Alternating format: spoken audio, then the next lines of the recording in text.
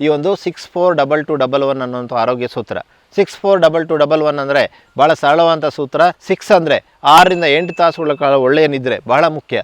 ಒಳ್ಳೆ ನಿದ್ರೆ ಮಾಡೋದ್ರಿಂದಾಗಿ ನಮ್ಮ ಆರೋಗ್ಯ ಸುಧಾರಣೆ ಆಗುತ್ತೆ. ನಿದ್ದೆ ಕಡಿಮೆ ಆದರೆ ಆರೋಗ್ಯಕ್ಕೆ ಒಂದು ದೊಡ್ಡ ಕುತ್ತೆ ಬಂದುಬಿಡುತ್ತೆ.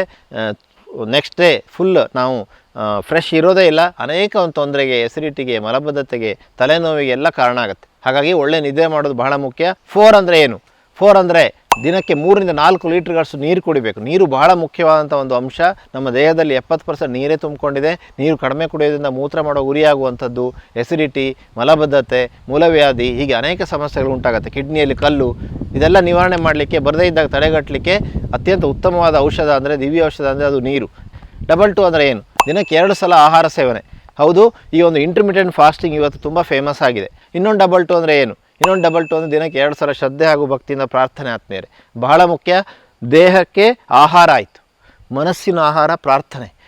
ಸೊ 1 ಅಂದರೆ ಏನು? ವಾರಕ್ಕೆ 1 ದಿವಸ ಉಪವಾಸ. ವಾರಕ್ಕೆ 1 ದಿವಸ ಸೋಮವಾರನೋ ಅಥವಾ ಶುಕ್ರವಾರನೋ ಅಥವಾ ಶನಿವಾರನೋ ರವಿವಾರನೋ ನಿಮಗೆ ಯಾವಾಗ ಸಾಧ್ಯ ಆಗುತ್ತೋ ಆ ವಾರ ಬೆಳಗಿಂದ ಸಂಜೆವರೆಗೂ ಬರೀ ಲಿಕ್ವಿಡಲ್ಲಿರುವಂಥದ್ದು. ಸೊ +1 ಇದೆ, ಲಾಸ್ಟ್ 1, ಅದು 1 ಗಂಟೆ ಯೋಗಾಭ್ಯಾಸ. ಬೆಳಗ್ಗೆ ಅಥವಾ ಸಾಯಂಕಾಲ, ಬೆಳಗ್ಗೆ ಅರ್ಧ ಗಂಟೆ ಅಥವಾ ಸಾಯಂಕಾಲ ಅರ್ಧ ಗಂಟೆ ಯೋಗಾಭ್ಯಾಸ, ಅರ್ಧ ಗಂಟೆ ಯೋಗಾಭ್ಯಾಸ, ಅರ್ಧ ಗಂಟೆ ಫಾಸ್ಟ್ ವಾಕಿಂಗು, ಜಾಗಿಂಗು ಅಥವಾ ಜಿಮ್ ಮಾಡುವಂಥದ್ದು, ಹೀಗೆ ಏನಾದರೂ ಒಂದು ವ್ಯಾಯಾಮವನ್ನು ಮಾಡುವಂಥದ್ದು. ಸೊ ಇದೆಲ್ಲವನ್ನು ನಾವು ಅಳವಡಿಸ್ಕೊಂಡು ಬಿಟ್ಟರೆ ಆರೋಗ್ಯ ನಮ್ಮ ಕೈಯಲ್ಲಿರುತ್ತೆ, ಇಲ್ಲಾಂದರೆ ಆರೋಗ್ಯ ವೈದ್ಯರ ಕೈಯಲ್ಲಿರುತ್ತೆ.